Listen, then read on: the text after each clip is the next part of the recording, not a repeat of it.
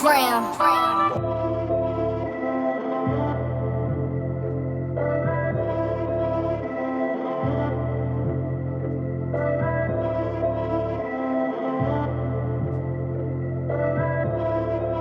going my way? It can be.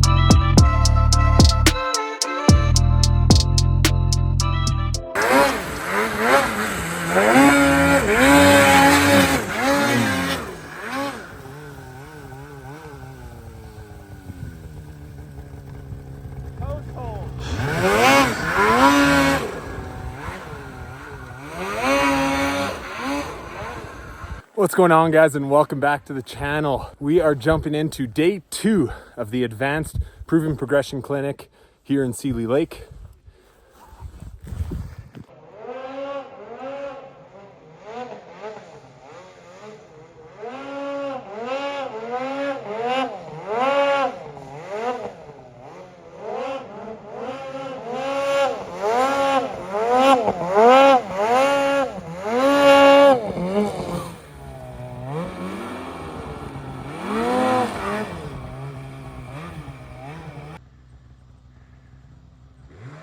See if he's gonna show off for the camera.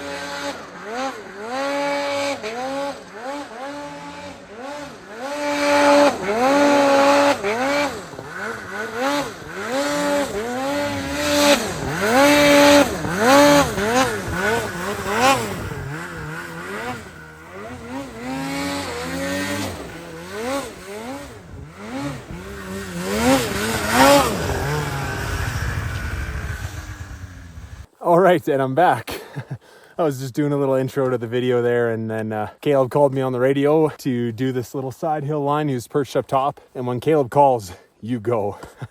So I had to put the phone down right away and go. So like I was saying, day 2 here for the video. I kind of just montaged the morning, jumped right into the riding. If you want more of a breakdown of kind of what a whole day looks like step by step, go ahead and check out my day 1 video right here. It's a little more broken down of the morning and then the pre-ride checks that we do. So go ahead and have a watch there. Today it looks like it's a little more clear. We might not get absolutely rained on like we did yesterday, but the snow is very challenging. It's really wet, really thick. So if you can't tell in the video, there's not a whole lot to bite onto. So definitely challenging. I opted to take my 850 today. I think in conditions like this, the 850 is more than enough power, really responsive on the bottom end, so easier to kind of make those little adjustments in this hard snow. And it's just that much lighter and that much easier to ride around on these hard conditions. So I was on the boost yesterday, on the 850 today, and so far it's been pretty wicked. So we're all just doing some free playing, kind of getting warmed up, getting the juices flowing. And then Caleb's going to do a little more of a coaching approach today because yesterday was a lot of free playing. So he's going to take us to an area where he can just really break down some of those advanced techniques like the bow ties and the hop overs. So looking forward to that. But in order to do that, we got to get everybody there first. And as you know, in big groups, that's always challenging. They just kind of turn into mice and scatter everywhere and people go and get stuck. But that's a part of the sport. So it's been a really cool experience so far. And so tag along, let's do some riding and we'll get some coaching today as well.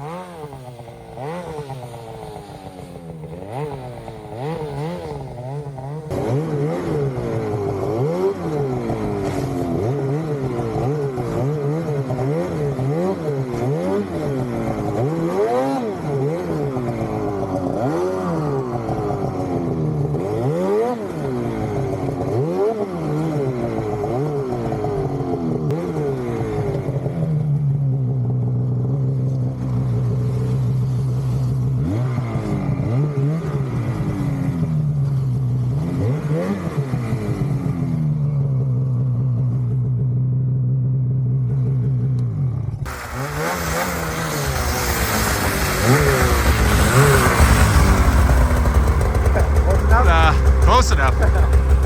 Nice and slushy, makes for fun side hills. Yes, indeed. A little bit of a dead end there. So we'll cut back.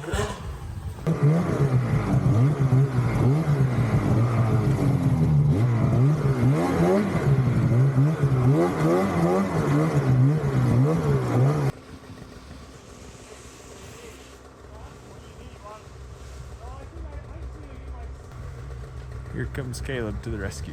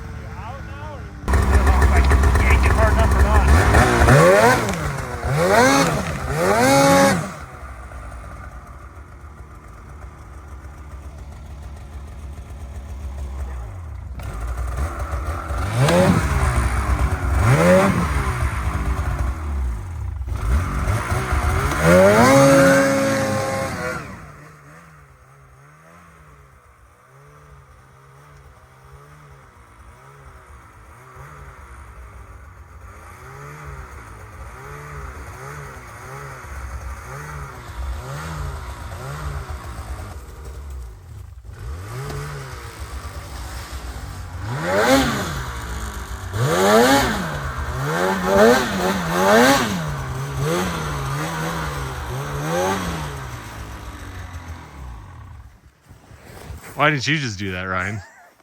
Oh. Oh, just easy? like that, you say. So easy.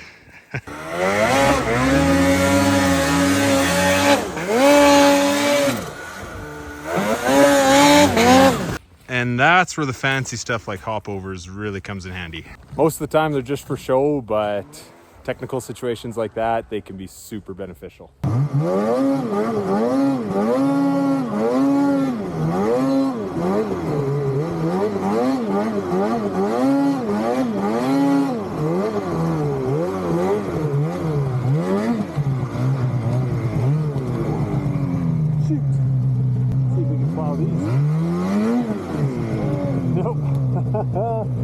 As I was saying before, when we seen Caleb do that really tight hop over in a technical area to turn himself around, that would have came in real handy here. Pulled up, and then once I got here, realized I didn't have enough room to just get back on edge slowly, and then I kind of ended up in the cabbage here.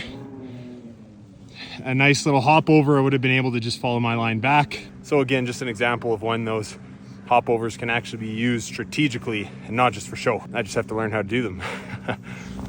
Okay, so I just put it in reverse and intentionally got my back end sucked in a little bit. So now I'm just going to try and get her on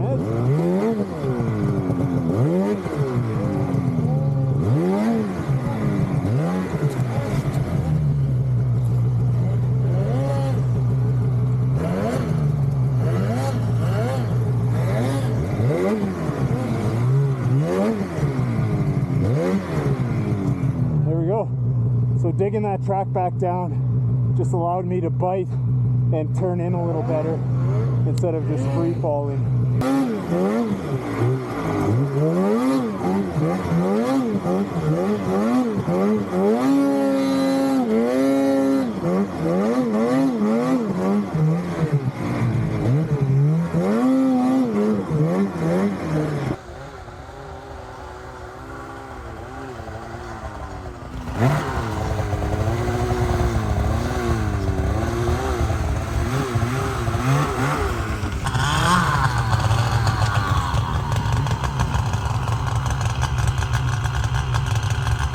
Holding on.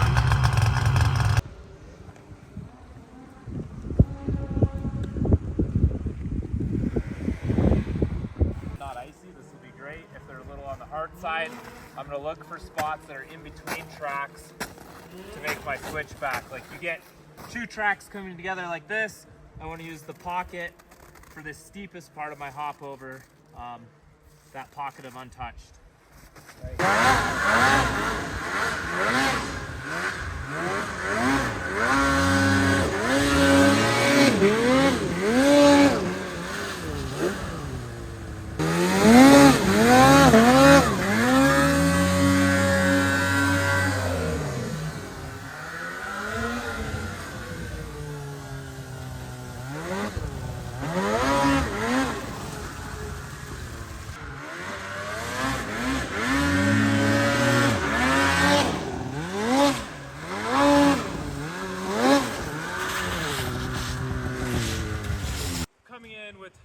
enough momentum, not too much so you're not getting bucked.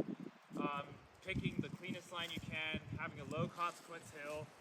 We have some trees here, but the consequences of these trees are a lot less than a lot of the stuff we were riding today.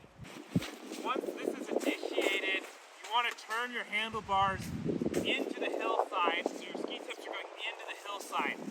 That's going to help shift your weight over the sled from this side of the sled to the other side. That's a really important part of it. And if you're getting caught on the downhill side of the sled a lot, likely you're not turning your skis into the hillside at the right time. So you might like counter steer a little bit extra to get this initiated, straighten the skis out, and then somewhere in here you start turning the skis into the hillside. And again, that's shifting your weight from one side to the other. Coming down, and when you come down to push off the snowpack, this knee's compressing, and you can push off the snowpack, and it gives you a chance to really preload off the sled to make it easy to get around the sled. A couple things to note too, bringing your knees to your chest makes the hop over really hard and awkward. You can do it like this, but I prefer to pivot my torso back a little bit. And if you have that ski lift already, you're not really jumping over the seat, you're more just pivoting around it.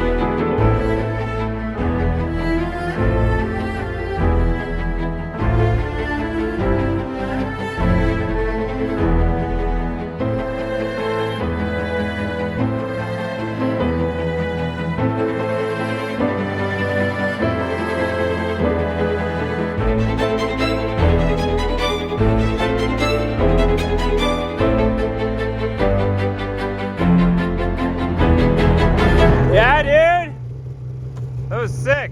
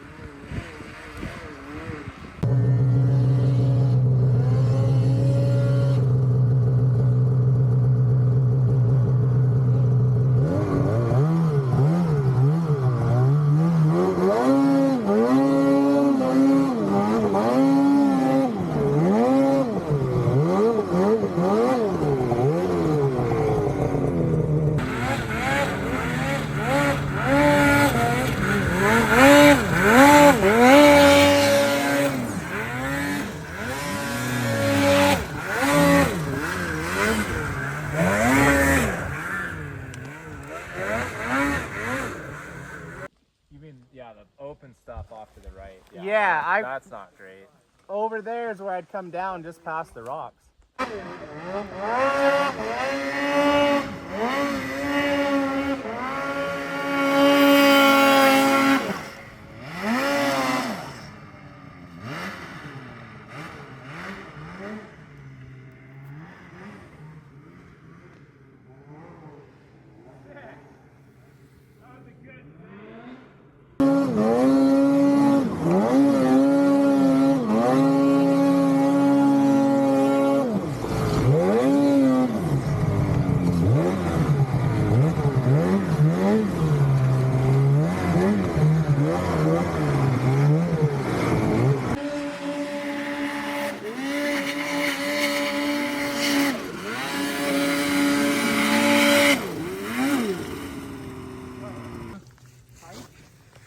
Yeah, there's a little bit, but not very bad. minor. Just the bumper. It's Minor. W-N-H-U. A-arm feels fine. Mine did that last year, the whole front end. 1, 2, 3. Yes. Yeah. Didn't even break those clips. Good as new. Casey, it sounded just like an 1, adjustment. 2. Yeah, I did. Yeah. You're the sled chiropractor. Like it was meant to be. What was that little piece that just fell down? That's the plastic thing for here.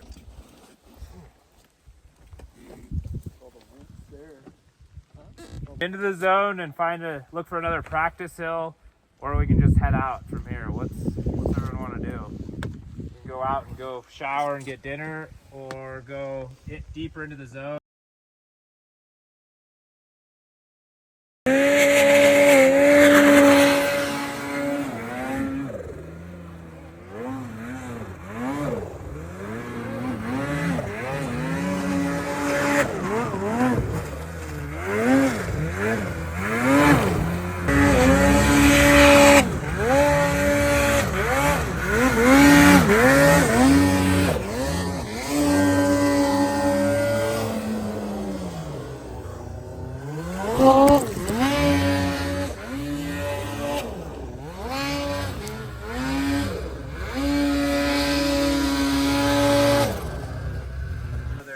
It's a little safer, I think, because you really want your track kind of trenched in through the bow tie to keep it from falling back on top of you and mouse trapping you.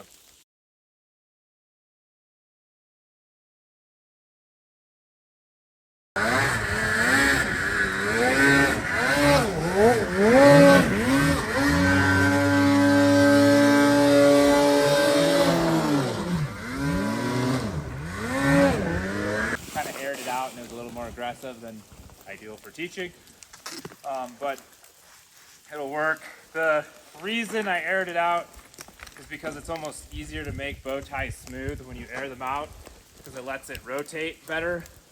The snowpack's just so heavy that it just doesn't come around that smooth unless you pop it out of the snow a little bit. You want your ski lift after you've started pointing your skis back that direction. That way, if it flips out of the snow or flips over backwards, you're not getting mouse trapped.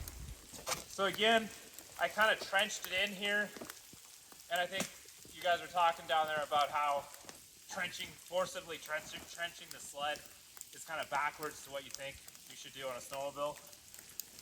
It's a little bit snow condition dependent. Like this snow, I'm forcing the sled to trench all the time. On a deep day, you're just automatically trenching.